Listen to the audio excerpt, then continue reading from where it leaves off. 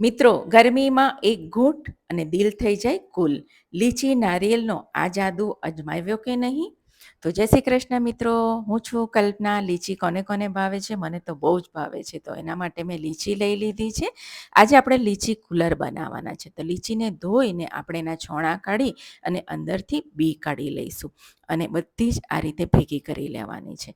હમણાં ઉનાળામાં લીચી ભરપૂર પ્રમાણમાં મળતી હોય છે, તો જે સિઝનમાં મળતું હોય ફ્રૂટ એ ખાઈ લેવું જોઈએ, ખૂબ જ હેલ્ધી હોય છે. હવે એક વાડકીમાં 1 ચમચી તકમરિયાને પાણીમાં પલાળીને સાઈડમાં રાખી દઈશું.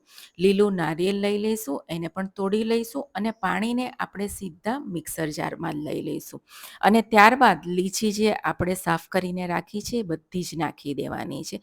ફુદીનાના પાન નાખીશું, કાળું મીઠું નાખીશું ને અડધો લીંબુનો રસ નાખીશું.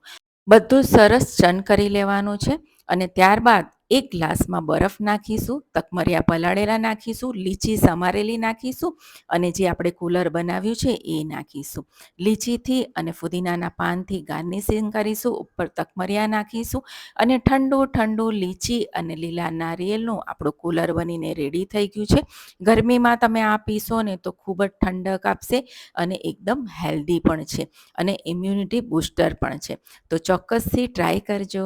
આવજો.